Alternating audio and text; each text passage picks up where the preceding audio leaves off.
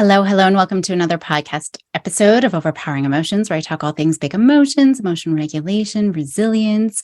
We are in our back to school series. Like I said, everything I talk about is important any time of year, really. Today is a little bit different.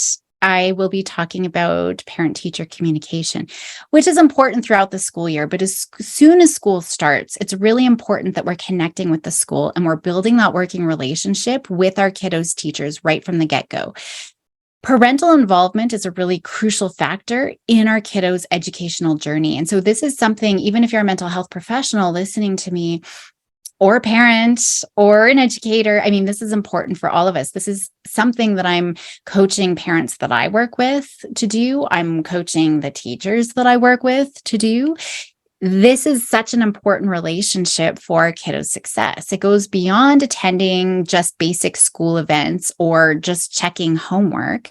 So we're really delving into the significance of positive parental involvement. We're going to be exploring effective strategies for building some of those teacher-parent relationships and highlighting how this can really contribute to academic success. So it's really important, right, that we're looking at this. Effective communication between parents and teachers specifically is important, for the academic piece, but also overall development.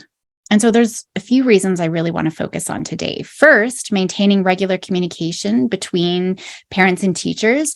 It really establishes that strong partnership that positively impacts academic success.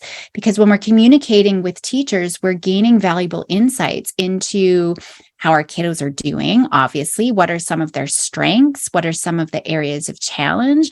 We're using this information to ensure that they're getting the support that they need. We're ensuring that we're able to reinforce any learning at home as well. Now, regular communication as well helps us identify any challenges that kiddos might be facing socially, emotionally, academically, behaviorally. And we want to make sure we're addressing these challenges early on. We're not waiting them to sort of fester and get bigger because we can still manage them, but it's definitely harder. We want to get onto it early so that we can work together, so we can develop strategies that are going to support the kiddo's success at home and at school. Right? We always want to catch how our kiddos are doing good and what situations they're doing good, but also potential problems as early as possible before they become bigger and way too hard to manage. When parents and teachers collaborate, we can create really personalized greetings even, or learning plans or approaches that are going to cater to our kiddos' unique needs, right? Whatever their strengths are, their interests, but then also their learning needs or social emotional needs. And effective communication with teachers really helps establish that partnership in our education, demonstrating to our kiddos, we are invested in your learning, right? And it's setting a positive example of cooperation and teamwork. So I always encourage parents to think about, is there anything that the teacher needs to know about your kiddo to be successful?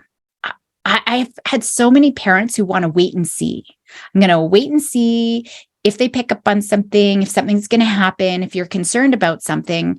Don't test the teacher. That's not building a strong working relationship. It's not going to help your kiddo get the support that they need.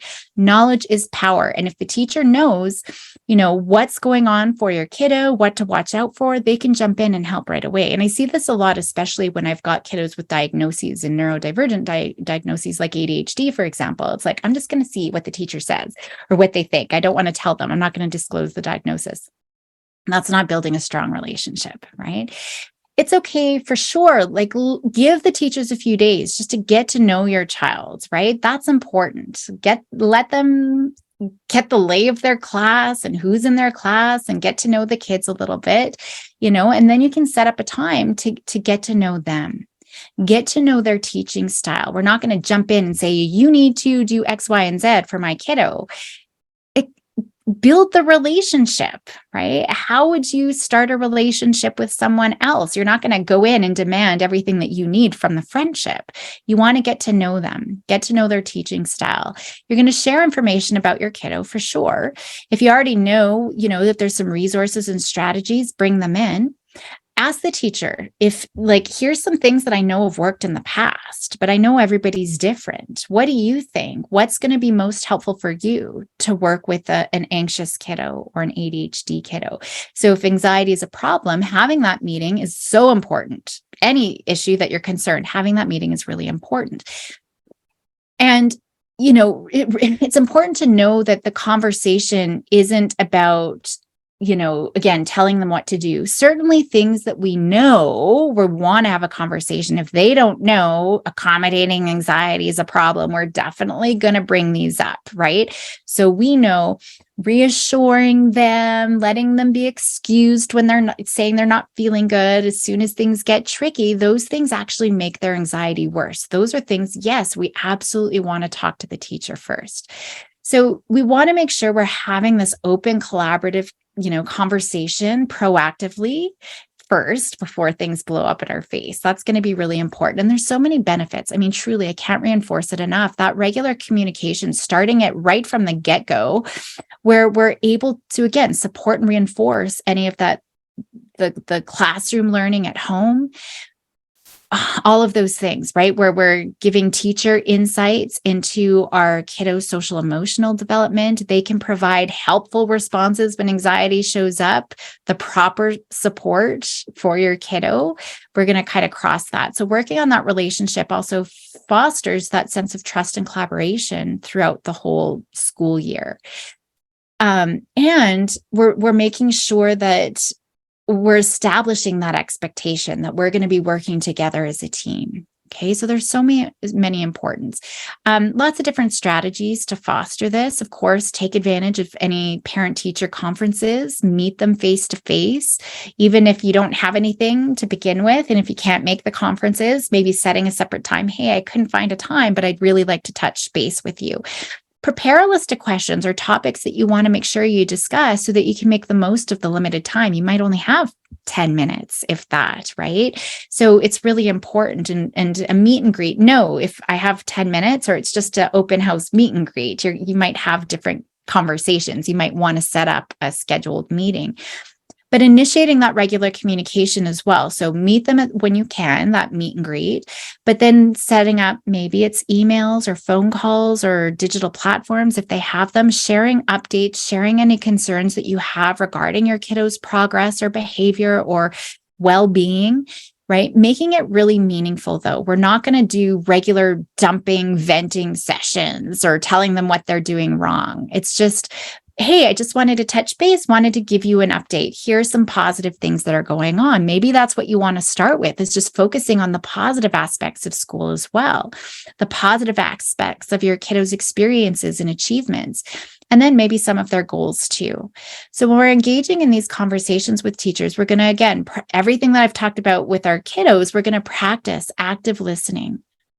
We're going to be open. We're going to be curious. Get rid of any negativity, any fighting mindset. Really see this as a valuable partnership. Even if you've had the teacher before and it's gone sideways, even if you've heard bad things about the teacher, we want to go into it with a positive energy. We for sure want to respect their professional expertise, right? We want to for sure go in with that curiosity and seek their feedback and insights on your kiddo's development and how they're doing. I personally capitalize on all of the informal situations. So for an example, an initial open house, I remember one of the most powerful, the best open houses I've ever had. We just got to go sort of from room to room, right? So we're in the gym and we would talk to the gym teacher, and then we would go to the English and we would talk to the English teacher. Elementary, you're just going to have the one homeroom probably, but whatever it is. And I always start by asking personal broad questions like, how was your summer, right? What brought you into teaching? And then we start narrowing down, right? Now I'm bringing it into teaching. So how was your summer? Any exciting stuff? What brought you to teaching? What else have you taught? What's your favorite grade to teach you? Whatever you want to ask. And then I start asking about, what's your teaching philosophy, right? One of the best teachers who actually had a great answer, a lot of them, they're like, But the phys ed teacher was just like, you know what? I want to give kids a broad range of exposure to lots of different things. And so you're going to see your kiddo learning things you've probably never even heard of before, because I want them to know if their friends call them one weekend and say, hey, let's go play Frisbee golf. They know exactly how to go play that, or ultimate. I don't know why I'm on Frisbee, right? But they know how, yeah, cool. I know how to play, right? So all of those sort of everyday real life experiences. And then we can start getting more specific related to your kiddo's needs. What's your experience working with an anxious student? What's your experience working with an ADHD student? What have you found that works? So then you can start going into things like, that sounds great. I'm really looking forward, and we want to stroke, right? I'm really looking forward to working with you. It sounds like you've got a lot of ideas or a lot of experience. And even if they say, you know what, I've never worked, or this is my first year working ever with my own class.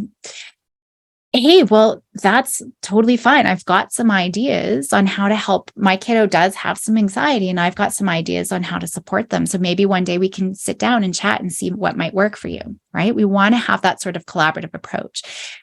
Do keep teachers informed about any significant changes or events in your kiddo's life that could be affecting their school experience. So it could be family circumstances, health concerns, personal challenges, anything going on like that. I know in the past I've been away. I've been doing a lot of traveling. I wasn't home a lot. So just giving the teachers a head up, just so you know, just in case there's some irritability, or if you're noticing anything different, I haven't been around for 2 weeks or something like that, right? So really working collaboratively with teachers to develop any strategies that are going to support your kiddo's learning, social emotional functioning. We're going to address any challenges that they might face. We're going to look at how can we reinforce classroom concepts if it is around the academics, right? We're going to seek some recommendations, additional resources if needed. So we're going to be setting those things up. So we're attending those parent-teacher conferences. We are establishing regular communication. Do attend school events, volunteer whenever possible, join parent-teacher associations or committees. Those activities really provide a lot of opportunities to connect with the school community, with teachers, and it's also demonstrating your commitment to your kiddo's education and really reinforcing the importance of school to your child as well. And it's a great way to foster a sense of community for yourself as well. And perhaps even facilitate more social opportunities if your kiddo does have struggles there. I know that that's a big disadvantage my girls have had, is I've not been involved in the school community. And so I'm not best friends with all the moms, dropping them off every day, right? Making all these play dates. I know early on that was really a challenge. I really cannot say enough about how building that relationship with teachers, though, it's so instrumental in supporting our kiddos, their academic progress, their social emotional development, their overall well-being in every area. As we approach the school year, if you're not already in it, because I know we're getting close and kids are already starting, look at how you can prioritize building that collaborative partnership with the child's teacher. So I gave you a couple of ideas. I'll leave it there for today, but some things to start thinking about. Thank you for joining me. Don't forget to check out my core skill workshop that I'm going to be holding in the fall, going through all of those core skills that our kiddos need to manage anxiety, manage big emotions. It's really about emotion regulation, really. It doesn't matter if your kiddo has trouble with anxiety. This is geared for mental health professionals as well as educators and parents. So anyone who has a kiddo in their life who needs to be working on some of the emotion regulation, I'm just going through all of the core skills that they need. And of course, like usual, go help those kiddos be bold and courageous, and I'll see you next time.